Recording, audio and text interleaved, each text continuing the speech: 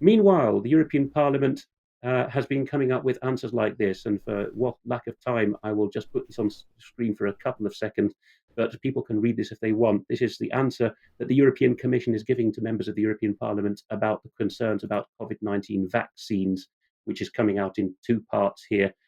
This was forwarded to me by David Scott as absolute wretched nonsense, which I think is a good description of how much interest the European Parliament and the European Commission have in adverse reactions to COVID jabs while all this is going on under their noses. What about the Dutch Parliament?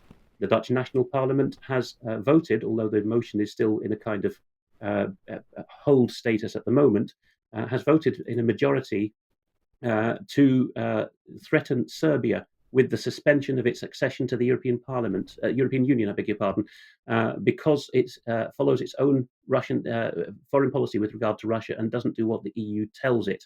So the member of the Dutch National Parliament who submitted this, Jeroen van Wijngaarden, has said that Serbian President Alexander Vučić, who's shown in the image here, is not playing ball and not on side with the sanctions against Russia. And he says that we can and we will, if necessary, stop the EU accession of Serbia until the Serbs do as they're told in their foreign policy. And a couple more in this segment from me.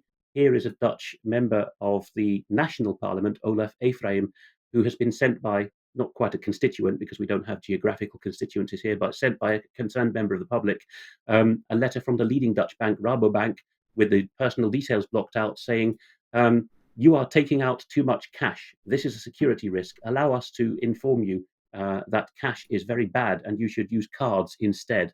So the Dutch MP, Mr. Ephraim, is challenging Rabobank to stop this and noting wryly that sending these things on paper is not very sustainable, which is something Rabobank makes a big fuss about. Next door in Germany, the Federal Interior Minister, Nancy Faeser, has said in Parliament, in the Bundestag, as covered here by Julian Reichelt, that the Germans wish to reverse the burden of proof in administrative law so that they can get rid of anyone who's even accused of so-called right-wing extremism who works for any government structure without due process. They will have to prove their own innocence, a noted impossibility. So again, that's the rule of law in Europe getting to a fairly low ebb as all this is happening. And just one response there in Twitter by a criminal lawyer to Reichelt, having posted this, is saying this is absolute nonsense. You are inciting people with this nonsense because this is administrative law, not criminal law. And you see, he's even using the term Volksverhetzer, which is a criminal charge in Germany. So you are absolutely not to say that the European Union has double standards, which is, of course, something that you've interviewed Trevor Kitchen about just recently. And people should read the Trevor Kitchen and listen to the Trevor Kitchen interview you've put on the front page of the homepage at the moment of UK Column, because that goes right into detail on the rule of law in Europe. Alex, thank you very much for that. Of course, on the corruption side, my mind takes me back to the Neil Kinnock era, where we ended up with an admission of massive fraud and corruption inside the European Union, never properly investigated, never properly dealt with. Well, what do we say? If you like what the UK column is doing, please join us. And we encourage as many people as possible not only to join so you can join in the community and watch extra time, but of course, if you want the UK column to expand, which is our intention, we need your financial support and help. So please don't be shy. And of course, we've still got a shop stocked with lots of goodies. I will say that many people are a little bit fretful at the moment about delivery of items, but of course the UK column cannot do anything about the planned postal strikes. We would just say to you, if you want to buy something, please go ahead and do it, because that will still help the column, even though there may be a delay in delivery. And of course, if you're watching our material, please push it out on as many other sites as you can, because the aim is to spread the word. And Alex, I think you had a very nice, what is this, Twitter, or is it Telegram? Not too sure what it is, but some nice comment. This one is Twitter, and almost every day now people tag us on as UK Column on Twitter and say very nice things about us. One even recently said we were for a while their only friend. We don't want to, be God in people's lives. Far from it. But it just shows that the praise, the accolade that we keep people sane, is really getting into new levels now, where we're the only people who talk sense to some before they find new friends to talk to.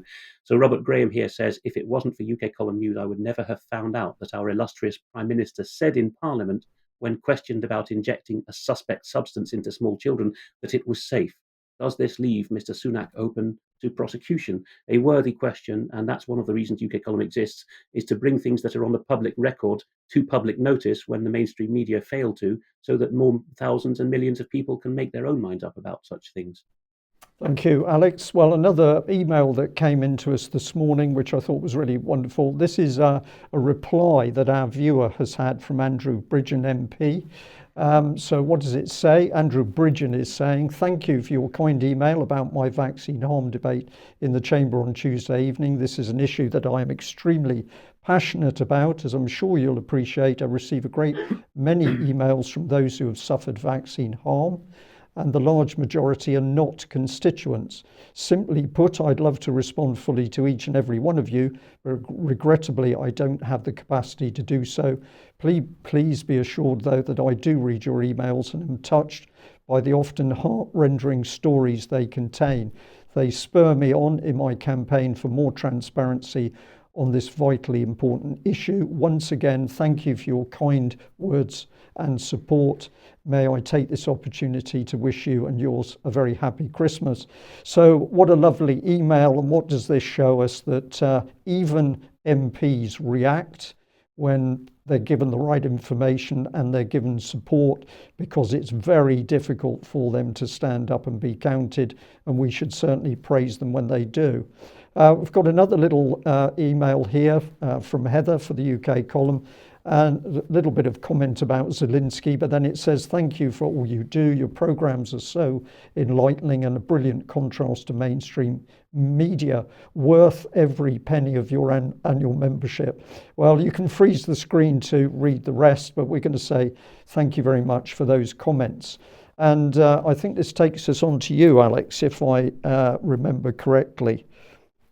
That's right, Brian. I have a few very brief mentions of things COVID related. Now, we don't have Debbie with us, unfortunately, at the moment, so I'll be even quicker than I would normally be on this. One viewer has asked us to highlight this. Mel, the lady who works a lot for the Office of the Patient Safety Commissioner, an institution that Debbie is never failing to bring people's attention to, has replied to a viewer who pushed the Patient Safety Commissioner a little further than the first response received from her, and has put on record that the Patient Safety Commissioner, who does not attend MHRA board meetings, but she does meet with stakeholders across the healthcare sector as part of her work to amplify the patient voice. Okay, that's her task. The Patient Safety Commissioner takes all issues raised by patients seriously, and was pleased to be able to raise the concerns around the vaccine damage payment scheme in a recent meeting with the Minister at the Department for Health and Social Care. She will continue to amplify the patient voice where appropriate in the course of future conversations she has, whether that is with the MHRA, Britain's drug regulator, or other organisations. So I think this was sent in as a way of saying, please don't let the Patient Safety Commissioner off the hook. Please politely hold her feet to the fire on this. So I hope that many more people will do likewise. With regard to Mr. Bridgen as well, there's been some confusion on social media. He has not, since he made his very stunning speech a couple of days ago in Parliament, suddenly been suspended from the House of Commons. No, rather a couple of months ago, beginning of November, so 6 weeks ago now, he was threatened with suspension by action of the Parliamentary Standards Commissioner because of supposed repeated failures to observe lobbying niceties. Although, of course, I don't think it's got to the level of him starting an anti-impunity NGO and stuffing it with cash, as we see happens in Brussels.